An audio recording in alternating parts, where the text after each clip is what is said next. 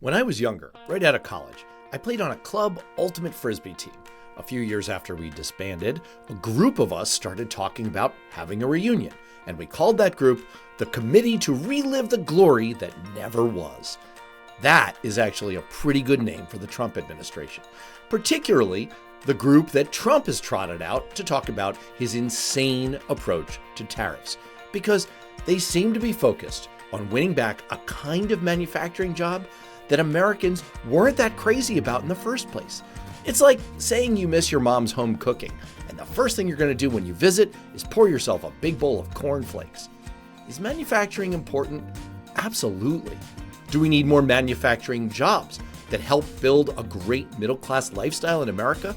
100%. But is Donald Trump having a fever dream about what those jobs are and why he needs to have a trade war to get them back? You bet.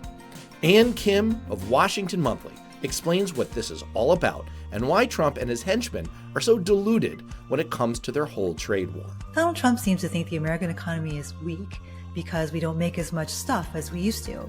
That's one reason why he's imposed huge tariffs on foreign goods to try to force more U.S. manufacturing. The higher the tariff, the more likely it is that the company will come into the United States and build a factory in the United States so it doesn't have to pay the tariff. The tariff, you make it so high, so horrible, so obnoxious that they'll come right away. So let's set aside for the moment the idea that we want to start building factories again for low-cost goods like clothes and shoes.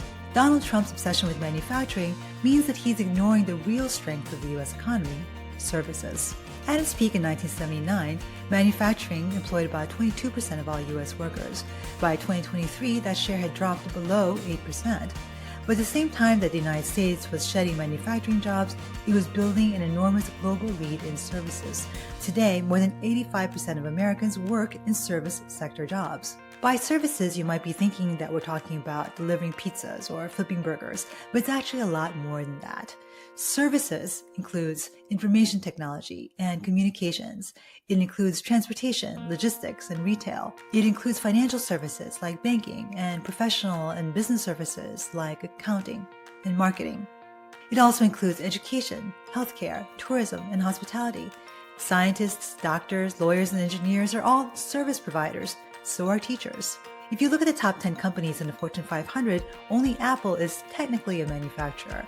But Apple is still largely a technology company, and it does most of its production overseas. All of the world's richest and most advanced economies, Japan, the United Kingdom, Germany, all generate the bulk of their wealth from services provided by large populations of highly educated citizens. Many emerging economies, on the other hand, generate more of their wealth from manufacturing, which doesn't require as much skill. Despite China's rise, it is still actually an emerging economy.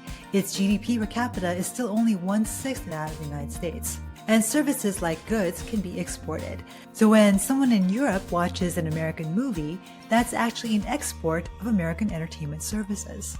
The U.S. movie industry makes nearly $23 billion a year exporting American movies around the world, according to the Motion Picture Association. And because the United States is the undisputed leader in services, it's also the world's leading exporter of services too. In 2023, American companies exported more than $1 trillion in services, which is way ahead of the world's number 2 exporter of services, the United Kingdom. In fact, the United States enjoys a surplus in services trade, which is something you actually never hear Donald Trump talking about. The bottom line is that Americans can make a lot more money designing the next smartphone than building it, which is why it makes no sense when people like Commerce Secretary Howard Lutnick say things like this. Remember, the army of millions and millions of human beings screwing in little screws to make iPhones, that kind of thing is going to come to America. Don't get me wrong, America's manufacturing sector remains incredibly important.